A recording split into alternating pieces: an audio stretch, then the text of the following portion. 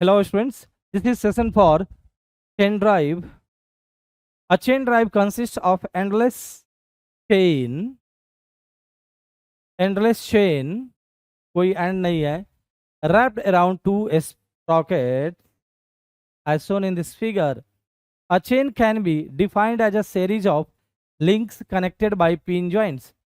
तो ये आपका क्या है, लिंक है, और ये देखिए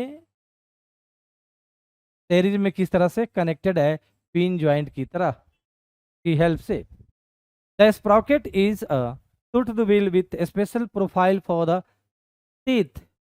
अब जो स्प्रॉकेट दिख रहा है इसमें आपका स्पेशल प्रोफाइल वाले टूथ कट किए गए हैं. The chain drive is intermediate between belt and gear drive. It has some features of belt drive and the some of the gear drive. Gear drive का फीचर क्या है कि देखिए यहाँ पर जो है ना, ये जो ग्रुप क्रिएट हुआ है इसमें स्प्रॉकेट का टीथ इंगेज हो गया है, इस प्रकार स्लिपिंग नहीं हो रही है, तो ये गियर टाइप का जो है ना इंगेजमेंट हो गया. और ये देखिए एयर का जो कुछ पार्ट है ये बेल्ट ड्राइव जैसा है, तो दोनों का ही इसमें फीचर इंक्लूडेड है. Chain drive is suitable for medium centre distance, right. Advantages of chain drives compared with the belt and gear drives. Chain drives can be used for long as well as short center distances.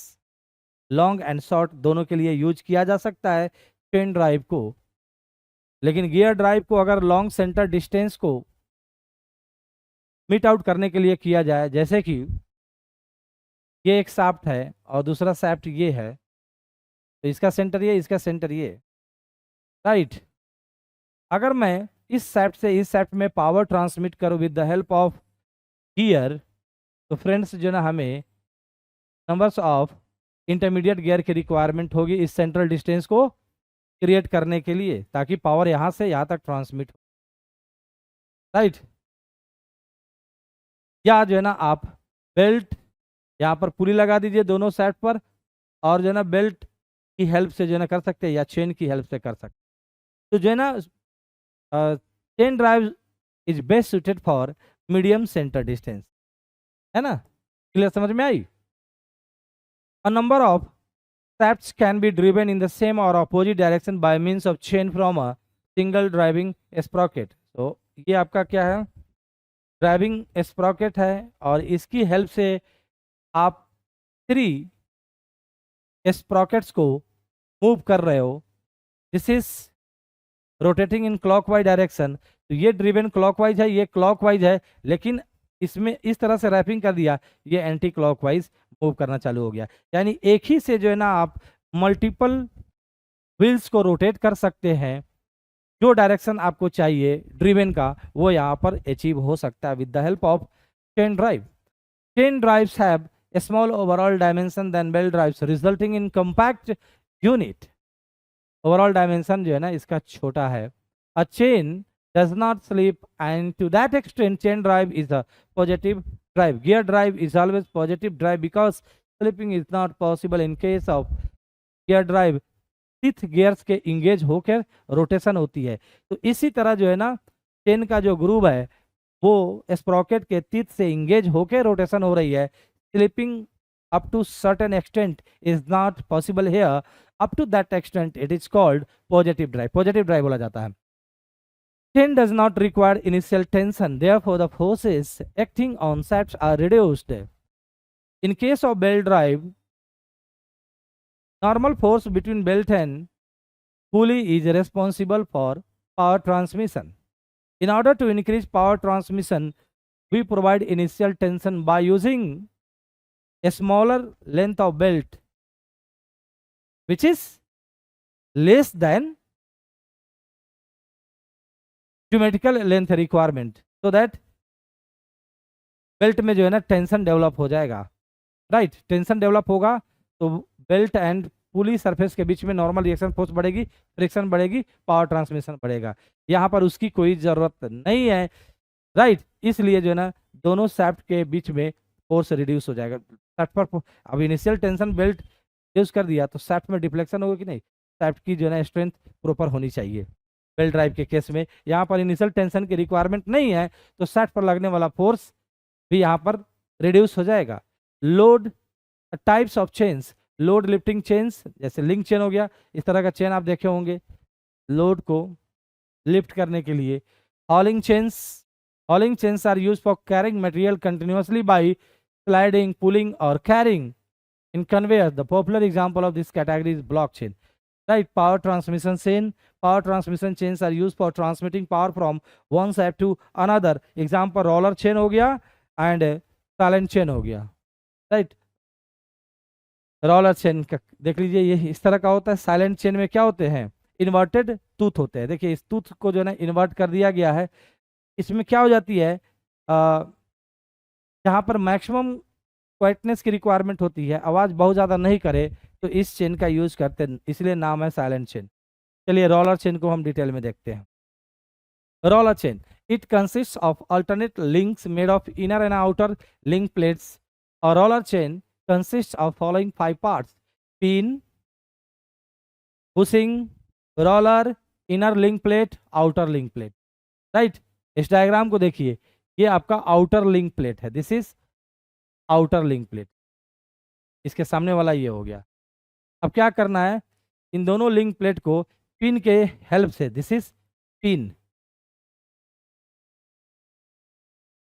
ये आपका क्या हो गया, pin की help से हम इसे force fit connection provide करते हैं। फोर्स फिट का मतलब पिन का जो डायमीटर है, प्लेट में जो डायमीटर, आउटर जो लिंक प्लेट है उसके होल के डायमीटर से क्या है, ज्यादा है, तो उसके अंदर जबरदस्ती जो है ना इंसर्ट किया गया, this is called force fit.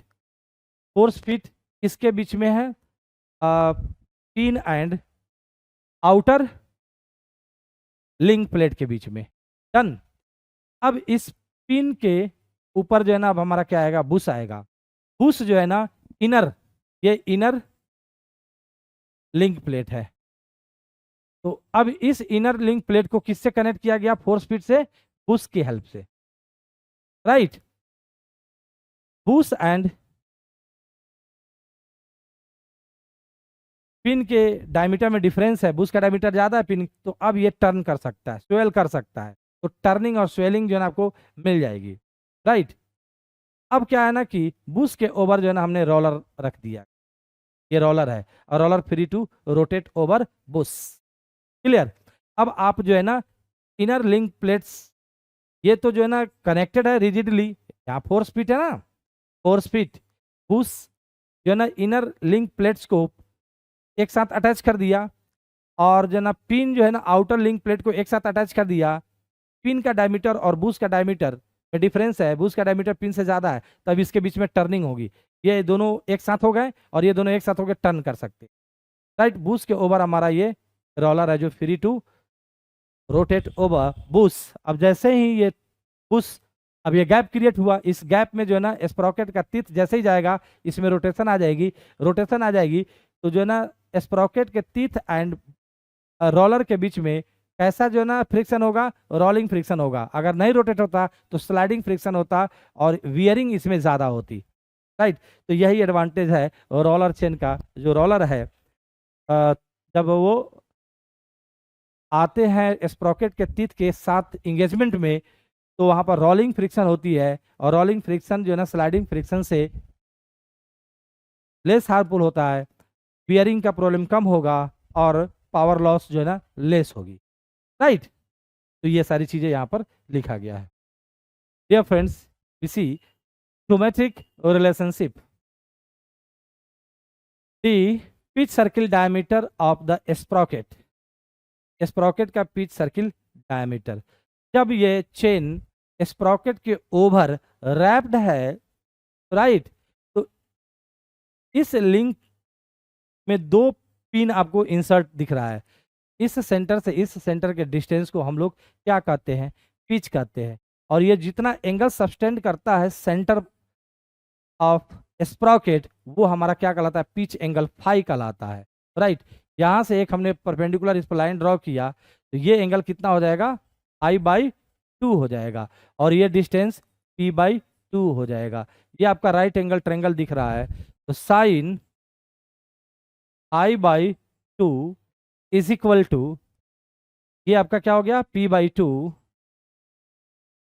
Upon this, this is called pitch circle radius, pitch circle radius, right. Pitch circle क्या है? Pitch circle is imaginary circle which is passing through centre of pins, right, when chain is wrapped over Sprocket, यानी कि जब chain sprocket के over हो तो pin के centre से पास करने वाला सर्किल ये है, इस सर्किल के रेडियस को हम लोग क्या कहते हैं, पिच सर्कल रेडियस। तो ये क्लियर हो गया।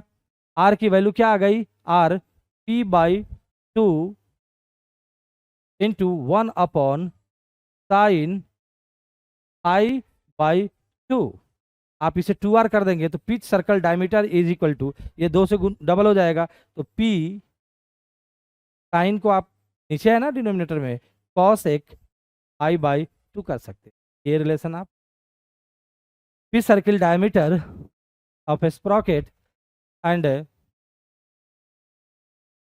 पिच के बीच में देख सकते हैं। क्लियर।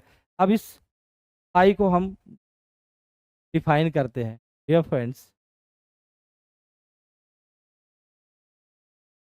इसमें कितना तीथ आया, एक ही तीथ आया ना, इस फाई के द्वारा इस फाई एंगल में कितना तीथ आया, जो गैप दिख रहा है ना, इसी में स्प्रॉकेट, ये स्प्रॉकेट का तीथ इसी में फंसता है। तो इतने डिस्टेंस में कितने जो है ना, यानी कि इतने एंगल में, फाई एंगल में, ये डिस्टेंस पिच जो है ना फाई एंगल सब्सटेंड कर रहा है, तो इस फाई एंगल के अंदर एक ही तीथ आ रहा है, राइट। बात समझ में आ गया। तो 360 डिग्री में कितने teeth,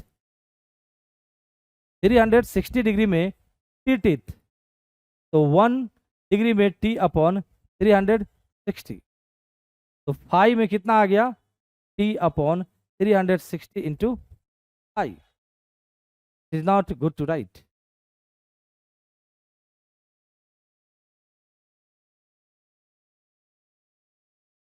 T teeth 360 degree angle create कर रहा है, तो 1 टीथ कितना क्रिएट करेगा, उसके अंडर कितना एंगल आएगा, 360 degree upon teeth, number of teeth of स्प्रॉकेट्स, यही आपका फाई है, right.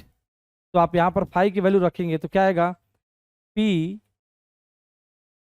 Cosec phi 360 degree upon T by 2 है ये, तो 180 डिग्री बाई टी, राइट। तो dear students, pitch circle diameter of a sprocket is equal to pitch of chain cosec 180 degree upon number of teeth of a sprocket, जिसकी pitch circle diameter d है। अब अपने पास जो है ना, chain तो एक ही है तो पिच तो एक ही होगी, लेकिन स्प्रॉकेट दो है, ड्राइविंग एंड ड्रिवन। तो अगर आप ड्राइविंग लिखेंगे यानी ड्राइवर लिखेंगे, पिच तो चेन की है तो वो तो सेम ही चेन, दोनों स्प्रॉकेट से कनेक्टेड है तो पिच सेम रहेगा, लेकिन ये फॉर्मूला क्या हो जाएगा, ये T1 बन जाएगा, यानी कि जिसकी पिच सर्कल डायमीटर उसी का teeth, D2 pitch circle diameter of driven Sprocket P cosec 180 degree upon T2. Clear? Now we calculate length of chain. Chain का लेंथ हम लोग कैलकुलेट करने के लिए ओपन बेल ड्राइव के फॉर्मूला को यूज करेंगे। Approximately will use length of open belt drive to calculate length of chain drive. तो length of open belt drive क्या होती है, 2c plus pi by 2 d1 plus d2 plus d2 minus d1 whole square upon 4c, right. जहां c आपका क्या है, central distance, right. Radius के form में देखेंगे तो 2r1 प्लस 2r2, 2 इधर कॉमन आ गया तो क्या पाई r1 प्लस r2, यहाँ से 2r2 माइनस 2r1 या d1 माइनस d2 करिए या d2 माइनस d स्क्वायर है, कोई फर्क नहीं पड़ेगा, तो 4 बाहर निकलेगा, कैंसिल कर देगा, राइट। अब हम चेन ड्राइव की बात करते हैं, तो चेन ड्राइव में r1 क्या हो जाएगा, p/2 cos x 180 degree upon t1 and r2 क्या हो जाएगा, p/2 cos x 180 degree upon t2। Direct इसमें पुट करो और अप्रॉक्स आंसर लेकर आओ। हम थोड़ा और आगे इसको मॉडिफाई कर देते, राइट। पाई r1 प्लस r2, ये देखिए 2 पाई r1, यहाँ पर क्या था, ये 2 पाई r1 जो है ना, अगर मैं बात करूं बेल्ट ड्राइव के केस में तो सरकमफ्रेंस ऑफ पुली 1 यही है ना, और 2 पाई r2 ये सरकमफ्रेंस ऑफ पुली 2, राइट। इसमें 2 से डिवाइड कर देंगे तो क्या मिलेगा, पाई r1 प्लस r2, ये टर्म मिल जाएगा ना। अब यही चीज हम देखते हैं चेन में, इसके करस्पॉन्डिंग टर्म चेन ड्राइव में क्या होगा, 2 पाई r1 सरकमफ्रेंस, ये हमारा कैलकुलेट हो गया ड्राइविंग पुली का। उसी तरह जो है ना हम ड्राइविंग स्प्रॉकेट का सरकमफ्रेंस निकालते हैं। एक टीथ में कितना लेंथ आ रही है, एक टीथ के द्वारा कितना लेंथ कवर हो रहा है, पिच, तो कितने टीथ है, T1 टीथ है ड्राइविंग का, तो T1 इंटू पी, इसके करस्पॉन्डिंग सरकमफ्रेंस दे दिया। इसी तरह T2 इंटू पी, अब डिवाइडेड बाई 2 कर देते हैं, बात समझ में आ गया। तो इसके करस्पॉन्डिंग टर्म क्या बन गया, P times T1 plus T2 by 2। तो इसके करस्पॉन्डिंग टर्म हमारा चेन ड्राइव में क्या निकल गया, P/2 T1 प्लस T2, और इसके करस्पॉन्डिंग हमारे टर्म तो इजीली कैलकुलेट कर सकते हैं, है कि नहीं।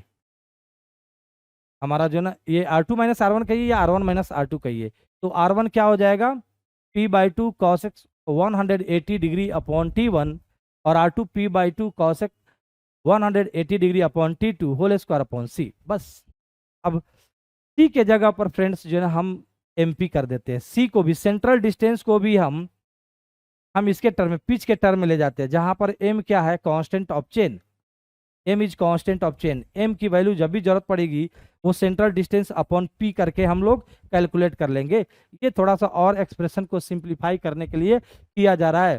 सेंट्रल डिस्टेंस को हम इस फॉर्म में एक्सप्रेस कर लेते हैं, T is equal to MP, T is equal to MP where M is constant related with chain and P the pitch of the chain, right।